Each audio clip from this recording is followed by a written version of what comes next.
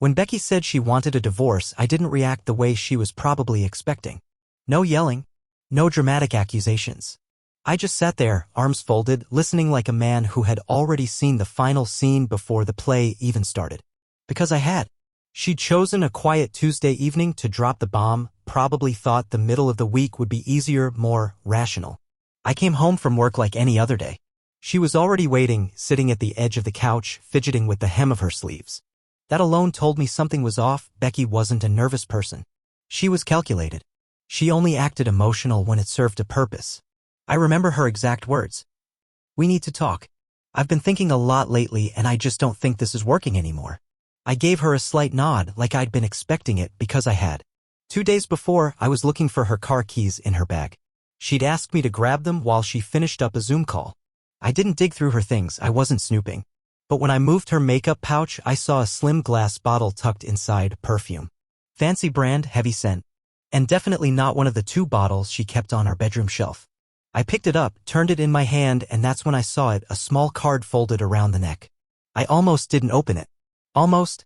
But curiosity has a way of being cruelly precise. It was short, just one sentence written in bold, slanted handwriting. "Can't wait for Friday, don't be late, Heart J." No full name. Just the letter. Just the heart.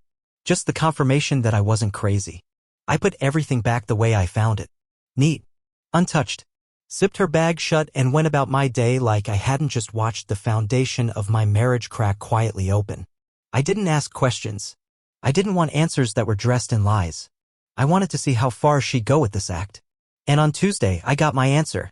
Becky took a deep breath like she was about to start reading a speech. "I've just been feeling like we're headed in different directions," she said. "It's nobody's fault. We've just grown apart." I gave her a look steady, unreadable. Inside, I felt like I was watching someone audition for a role they didn't quite understand. She kept going, confident in the idea that I didn't know. "I think we both deserve to be happy. And maybe happiness means something different to each of us now. I don't want to fight. I want this to be respectful, calm." I almost laughed. Not because it was funny, but because the irony of it was so thick it could suffocate a room. Calm? Respectful? You don't start cheating and then ask for a peaceful exit like you're resigning from a job. Still, I said nothing. That silence must have thrown her off because she started fumbling with her words. I didn't expect you to be so okay with this." That was the moment I looked her in the eyes and said, "Becky, you've already made your decision. What am I supposed to do? Convince you to stay when your heart's already on someone else's calendar?" Her mouth parted slightly and her eyebrows pulled together just for a second, a crack in the mask. She tilted her head like she was confused. "What are you talking about?" I smiled. "Just a little. Nothing. Just talking." Let her think I was being philosophical. Let her keep pretending that this was an equal decision between 2 adults who drifted apart naturally, not one person sabotaging a marriage while playing the victim. I didn't bring up the perfume. Or the card. Or the letter J. I didn't ask who she was going to meet Friday or why she needed expensive cologne to make her freedom smell better. I didn't have to. I'd already seen enough. Heard enough. Felt enough. She leaned forward a little like she was testing whether I'd blow up. "I really hope we can do this without hostility," she added. "We've shared so much.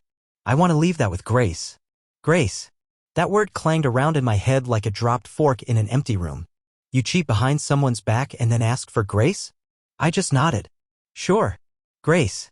And I meant it. But not in the way she thought. That night, she packed a small bag and said she'd be staying at her sister's for a few days to give us space. I didn't ask which sister. I didn't ask if Jay lived near her. I just helped her carry the bag to the car and closed the trunk with a soft click. "Thanks," she said. She wasn't looking at me. She was already somewhere else, emotionally, mentally, maybe even physically. She got in, turned the key, and backed out of the driveway. I stood on the porch and watched the taillights shrink into the night. I didn't wave. I didn't say goodbye. When I walked back inside, I sat down in the same spot she'd used to deliver her performance. I looked around our living room at the framed vacation photo from Lake Tahoe, the coffee table books we never read, the candle she lit when she wanted ambience. It was like a museum of a life that had already ended. The truth was, I hadn't been happy for a while either. But I hadn't cheated. I hadn't lied. I hadn't pretended. I'd been trying to keep a roof over our heads and some kind of warmth in our conversations. But Becky had already checked out. Probably months ago. Maybe longer. The perfume, the card, the speech, they weren't the beginning of anything. They were the final chapters of a story she'd been writing in secret. And now I was finally reading it. That night, I couldn't sleep. I stared at the ceiling in our dark bedroom and wondered how many moments I'd missed. How many fake smiles I'd believed. How many times she had come home late claiming traffic or overtime while her heart and probably her body was somewhere else. I remembered how she used to ask if we could go dancing. Then she stopped asking altogether. I remembered how she laughed at my jokes, really laughed, before her smiles turned tight and her laughs short and polite. I remembered the way she looked at her phone lately, how she tilted the screen away when I walked by. And how she'd started wearing lipstick again, not for me, but for someone who signed cards with a heart and a single letter. Funny how memory works. One tiny detail changes everything and suddenly the whole timeline gets rearranged. I didn't text her the next morning. I didn't ask if she made it to her sister's. I didn't ask if she needed anything from the house. She had already taken everything she needed, the truth, my trust, the future we'd planned, and left behind only appearances. The first alarm wasn't the card. It wasn't even the perfume. It was the way she looked so proud of herself when she said we should part ways with love. That was the part that made me clench my jaw. She thought she'd fooled me. That I believed she was leaving because of deep introspection and personal growth. Not because someone named Jay had whispered something in her ear that made her feel young, wanted, adventurous. But I wasn't the fool here. I was just the man who saw the game too late and chose not to play anymore. The thing about betrayal is it doesn't start loud. It creeps in. Quiet. Uneventful. Harmless even at first. After Becky left that Tuesday night, I didn't tear through her drawers looking for clues. I didn't need to. My mind did that for me. In the days that followed, I became a reluctant archaeologist, digging through months of memories I'd been too tired or too trusting to examine before. And what I found, it wasn't just suspicion. It was a map. A timeline of things that once felt like small quirks, now lit up in neon as red flags I'd ignored. It started with her work.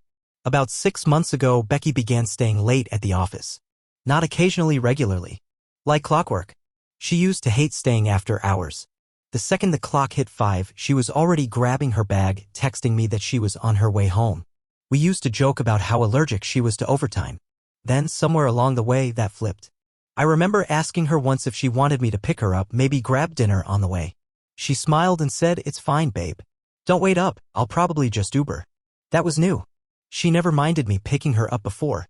I didn't think much of it at the time. I should have. Then there were the weekends. Becky had never been the girls' brunch type. But all of a sudden she had a standing Saturday thing with her friends from yoga. And then another group, her old college roommate and her crew. Names changed. Stories shifted. Sometimes I asked how it went and she'd shrug and say, "Fun," before changing the subject. Other times she'd walk in late, her hair tousled, no photos, no leftovers, no details. Just a vague tiredness and an excuse about traffic. The biggest change, though? Her appearance. It was slow, like watching paint dry. She started dressing differently, tighter jeans, new tops that hugged her waist. Then she got a gym membership. Hired a personal trainer named Eli. She said she just wanted to feel strong again. And I supported that. Hell, I encouraged it. I even offered to go with her, but she said she liked having her own thing. That sounded reasonable back then. Now it felt like a line rehearsed to keep me out. I noticed she started wearing lipstick again, red, bold, glossy, the kind she used to wear when we were dating. But not for our nights together. No, those were spent in sweatpants on the couch, half watching a show while scrolling through her phone. The red only came out when she left the house without me. Her phone, that was another thing. There was a time we both left our phones face up, charging by the nightstand, forgotten during dinner. But slowly hers became glued to her hand. Always on silent. Always face down. Even when she showered, she'd bring it into the bathroom with her. One day, I noticed she changed her passcode. No warning, no explanation. I didn't ask. I told myself it was nothing. But it wasn't nothing. The final memory that broke me? A hoodie. It was late, maybe around 11:30 p.m., when she came home after working on a team presentation. She said they were running behind, that the conference room had been freezing and someone had loaned her a hoodie. She said it like it was an afterthought. But I remember standing in the hallway staring at it. The logo on the chest didn't match her company's branding. It wasn't a teammate's. It was someone else's. It smelled like cologne. Not mine. I even asked her, "Whose is that?" and she said, "Oh, probably Chris's or maybe one of the interns." She peeled it off and tossed it on a chair like it meant nothing. And somehow I convinced myself it did. We'd had fights, sure. Long silences, some sharp words, even a few nights sleeping back to back without touching. But I never imagined she'd turn to someone else. I thought she'd come to me, that we'd try to fix it. But she already had a solution. She'd found Jay. Once you know betrayal is real, everything else clicks into place. I began noticing the absences in her stories, the contradictions in her schedule. I'd ask what she did over the weekend and she'd say, not much, while wearing a new top and smelling like vanilla musk. I'd ask who was at brunch and she'd pause, not to think, but to construct. She was always constructing. That's what hit me hardest. Every conversation became suspect in hindsight, like flipping through a photo album and realizing the smiles were posed, the laughs staged. I saw the truth behind her eyes and memories I'd once treasured. The way she used to linger at the mirror before heading out. The times she'd come home flushed, then lock herself in the bathroom to wash off the day.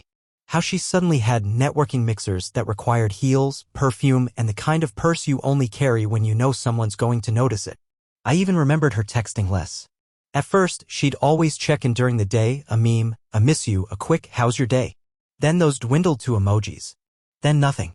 I used to chalk it up to being busy, to life getting hectic. But now I saw it for what it was, distance. Deliberate, strategic distance. One night, months ago, I caught her smiling at her phone in the kitchen. I was walking in from the garage and saw her laugh quietly, typing fast, pausing, then deleting. She didn't notice me watching. When I walked in fully, she jumped just slightly and tilted the screen away. I remember asking, who's that, and she said, just Dana sending me something stupid. Then she turned the phone face down and asked if I wanted wine. I said yes. Because I wanted to believe her. God, I wanted to believe her. It's strange, but betrayal doesn't show up with a warning. It arrives in moments, mismatched stories, withheld details, one too many you're overthinking it comments. And we let them slide, not because we're blind, but because we want to be wrong.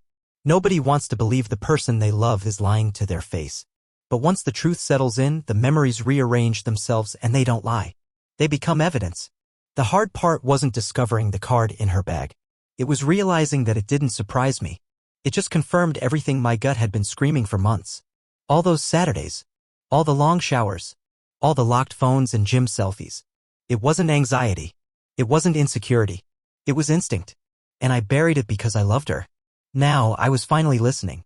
And there was more I needed to know. Because the thing about betrayal is it never ends with a perfume bottle. It starts there and leads somewhere darker. I thought I was prepared. I had accepted that Becky was cheating. I'd accepted that she was lying to my face. I had accepted even that she was probably spending nights in someone else's bed while sending me text messages like, don't forget to eat, or hope you're sleeping okay. But what I hadn't prepared for, not really, was how it would feel to see it with my own eyes. It started on a Wednesday. I took the day off work. I didn't tell anyone. I didn't make a plan. I just drove. I ended up near her office building, a sleek glass structure downtown that had one of those overpriced boutique cafes on the ground floor. I parked across the street. Told myself I wasn't going in. I was just passing by. Just looking. But after 10 minutes of watching professionals file in and out like clockwork, I crossed the street and walked through the doors. The cafe smelled like cinnamon and strategy meetings. I ordered a coffee I didn't want and sat by the window facing the elevators. My hands were wrapped around the paper cup like it was the only thing tethering me to earth. At 9:52 a.m., I saw her. Becky walked out of the elevator with two coworkers. She looked different. Not like the woman I knew. Not just because of the pencil skirt and heels, it was in her face. She looked alert. Light. Laughing too loud. She always used to hate mornings, but now she was smiling like she'd just gotten a raise. They walked toward the cafe counter. I turned my head slightly, hoping she wouldn't see me. Then, behind her, I noticed a man following, maybe mid-40s, silver streaks in his hair, clean-cut, expensive watch. He wore authority like a second skin. He didn't wait in line. He just stood nearby, leaning against a wall with his phone in one hand and his eyes on her. That's when I heard it. One of the baristas, laughing too loudly, said to the woman beside her, "There's Becky, the boss's new wife." I felt it like a slap. Cold. Sharp. Immediate. The boss. I didn't move. I didn't breathe. My coffee sat untouched, going cold. My hands shook just slightly and I pressed them against the cup to hide it. I didn't confront her. I didn't stand up or yell or ask questions. I just watched her take her drink, laugh at something her silver-haired shadow said, and walk away like she didn't have a husband sitting 20 feet away, invisible. When I got home, I waited until nightfall. Becky came in around 10:30 p.m. She said she stayed late for a presentation. Her hair was curled. Her lips were lightly stained red, faded from hours, but still visible. I nodded. Asked nothing. Said little. She was tired. She went straight to bed. When her breathing settled into that fake sleep rhythm she always did, not snoring, but dramatic enough to let me know she was asleep and off the hook, I got up and walked quietly to the dining room. Her laptop was sitting there, still warm. I opened it. No password change. She hadn't expected me to look. Or maybe she didn't care anymore. That kind of arrogance, it comes from believing the person across from you is either too loyal or too weak to challenge you. The moment it booted, messages popped up in the corner, Slack, email, and a third one, a browser tab still open to a private webmail account. She had been careless. Or confident. Maybe both. I clicked. The inbox was full, mostly from one sender, Jared. My hands were steady as I opened the first message. It was from 3 days ago. The subject line was blank. The body wasn't. I keep thinking about how your hand felt on mine under the table. If we'd been anywhere else, I'd have pulled you right into my lap. Friday, same time? Same place? I stared at the screen like it was written in another language. But it wasn't. It was plain. Direct. An asterisk, mate. I opened another. The board's on my side. Your proposal's in. I'll make sure it's funded. And when this is all official, we'll talk about next steps, personal ones. I meant what I said. I don't want to just sneak around. I want to build something real. Another. You looked incredible in that blue dress. I had to stop myself from grabbing you right there in the elevator. If you were mine already, well, soon. I stopped reading. Not because I was done, but because it was enough. The man I'd seen in the cafe? That was him. Jared. Her boss. Her mentor, as she once called him when I asked about her sudden rise at work. She wasn't just cheating. She was transferring her life to someone else. She had taken the best of our years, our savings, our foundation, our inside jokes, the patience I gave her during her burnout, the support during her father's illness, and she'd used it all as a launchpad into a new orbit. One that didn't include me. The worst part? She had done it methodically. While I worked overtime to cover her graduate school classes. While I stayed up assembling furniture for the office she wanted to build in our guest room. While I called her mother to plan her birthday when Becky forgot. She hadn't just drifted away. She disassembled our life brick by brick while I held the ladder for her. I checked the sent folder. No ambiguity there either. I told him today. He didn't fight. I think he suspected something, but I kept it vague. I don't think he's capable of hating me, which makes this even harder. But we're so close, Jay. I can feel it. It's going to be worth it. She wrote that to Jared the same night she gave me the divorce speech. The performance. She'd been proud of it. I sat there for hours scrolling. Dozens of messages. Photos even. Some selfies at hotels. Tickets to shows. Plans to visit Napa. The next phase. A whole life sketched out in emails like meeting notes. By 4 a.m. I closed the laptop.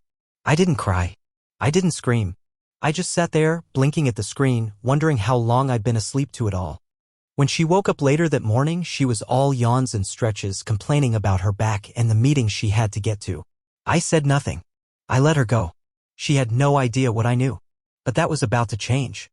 There's a moment after betrayal when your grief burns out and something else moves in, something colder, clearer.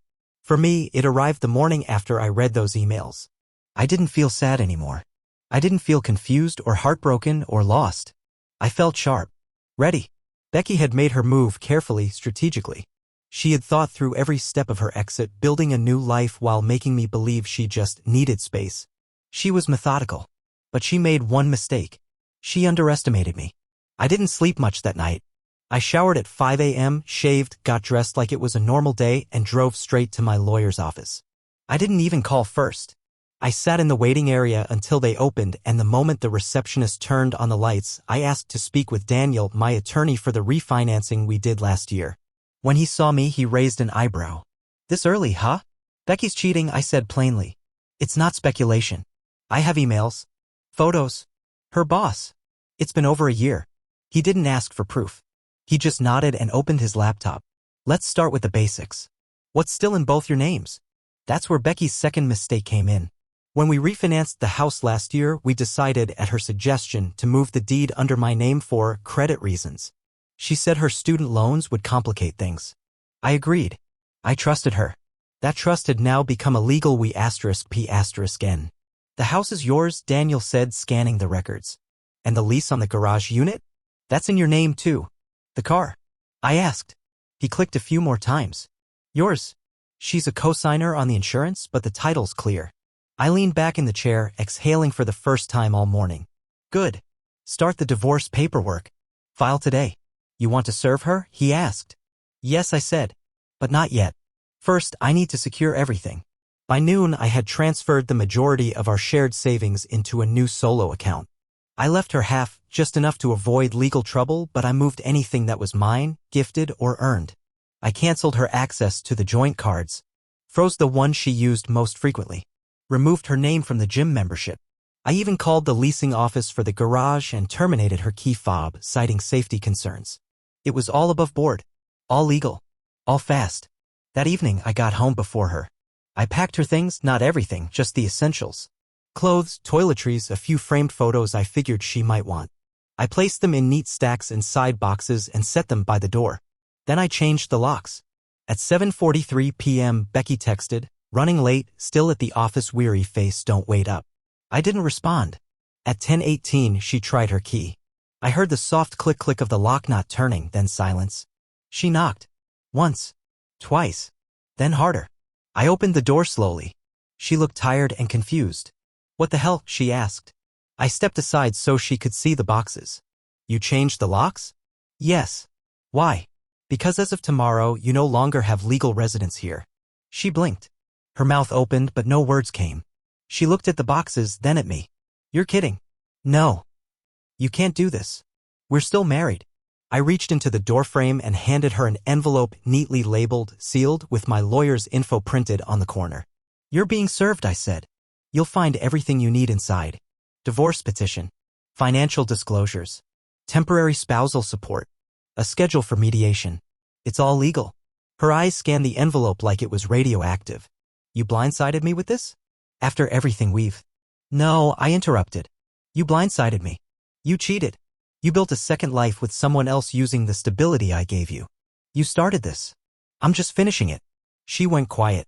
For the first time in weeks, maybe months, she didn't have a performance ready.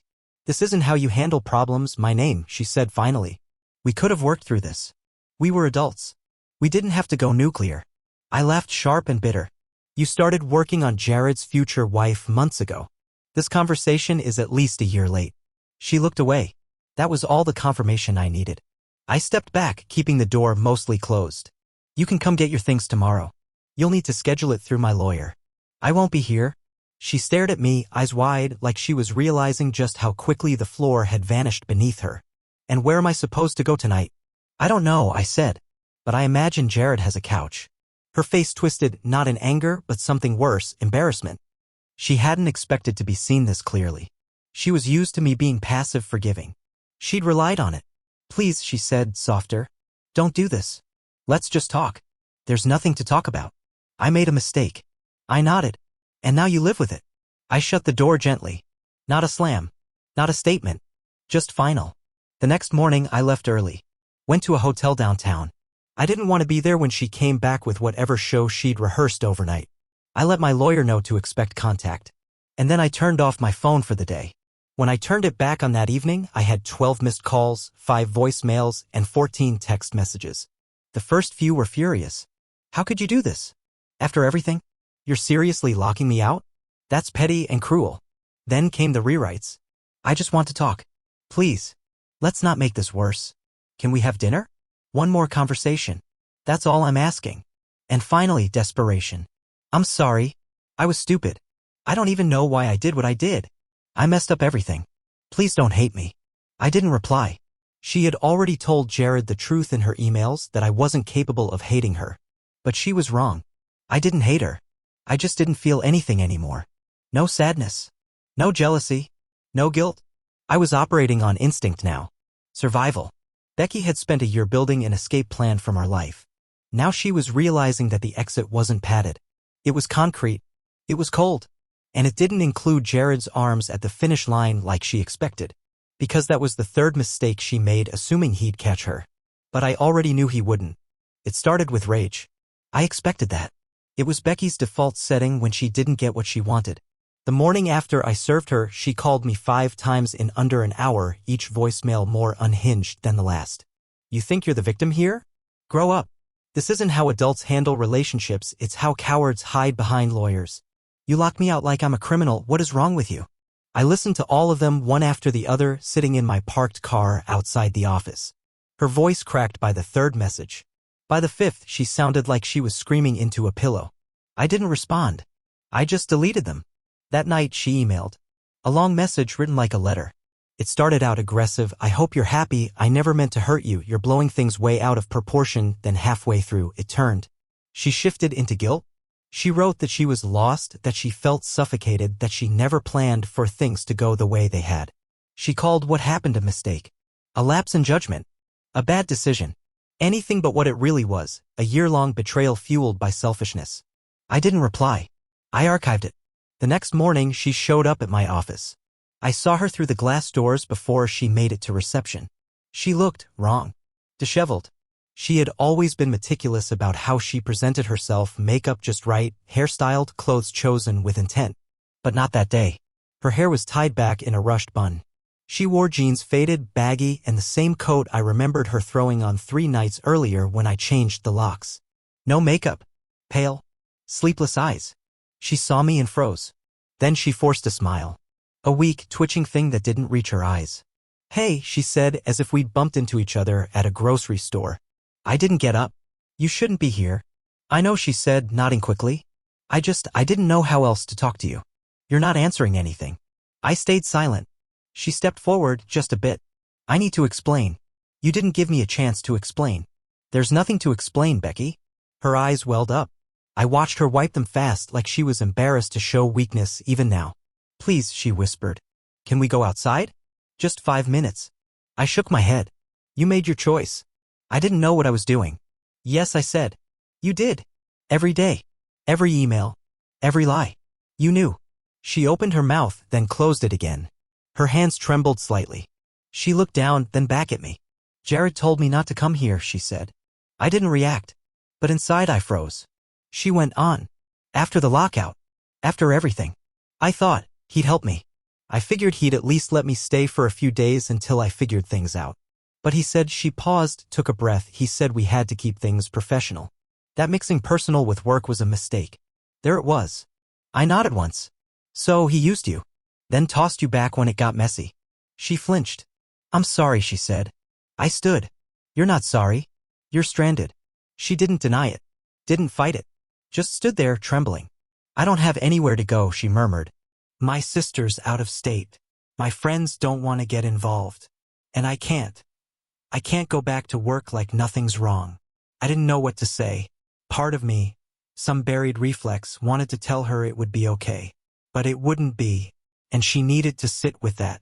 Instead, I said, you can talk to your lawyer. I can't afford one. I shrugged. Then maybe you should have thought twice before wrecking your life. That shut her down. Her mouth opened, but no sound came out. The tears finally fell. She wiped them hard, angry at herself more than me. I didn't feel pity. I felt quiet, detached. This wasn't the woman I married. That person disappeared the moment she started crafting secret dinner plans with her boss while telling me she needed me time. After a moment, she turned and left. No dramatic exit. No final word. Just silence and her footsteps fading down the hallway. The days that followed were strange. Peaceful in a way I hadn't felt in months. There were no late-night texts. No long drives wondering where she was. No passive-aggressive tension floating between us in the kitchen. I went home to a quiet house, cooked whatever I wanted, watched the movies I liked, and slept straight through the night for the first time in weeks. The air felt cleaner. The space felt wider. Even the silence, once oppressive, now felt like freedom. But the messages didn't stop. They changed tone, got softer, sadder. I miss you. I don't know how I ended up here. I wish I could go back. I've lost everything. And she had. Jared ghosted her completely. I saw the last message she sent him, before I shut down her laptop and left it boxed for her lawyer. It said, please, I need your help. I didn't expect this to happen. I'm not asking to live with you. Just a few nights, somewhere safe. Please don't ignore me. He didn't reply. Her job wasn't officially terminated, but her name was quietly removed from the project she used to brag about. Her team shifted. Meetings were reassigned. In every professional sense, she'd been quarantined. That's the thing with power. It vanishes when the person holding the leash stops caring. I heard from a mutual acquaintance that she was couch surfing. Her former college friend, the one who'd once called me too boring for Becky at a dinner party, let her stay a couple of nights, then told her she needed space. That was the ripple effect of Becky's strategy. When you make your life about pretending, eventually you lose the script and the audience. I thought I'd feel vindicated. I didn't. I just felt done. One afternoon, a week after the office visit, I saw her outside a cafe near my building. She was sitting with a man I didn't recognize. Younger than Jared, well-dressed, but something about him looked temporary. Becky looked distracted, fidgety. He said something that made her laugh, and she did, but not like before. It was hollow, a fill-in sound. Then she saw me. Her smile vanished. She stood up so fast the table rocked. She left the man behind and rushed across the sidewalk toward me. Her eyes were glassy.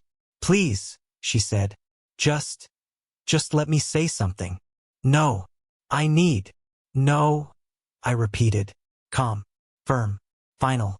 I stepped around her and walked into the cafe. Behind me, I heard the man call her name. She hesitated, torn between chasing me or returning to her new companion. I didn't turn around to see which she chose. Didn't matter. She was chasing ghosts in every direction now. After that encounter outside the cafe, Becky tried shifting tactics. Gone was the rage, the desperation. Now it was the nostalgia play. She started sending texts like, "Do you remember our first road trip? That tiny motel with the broken heater? You once said I was your best friend. I still think about that night.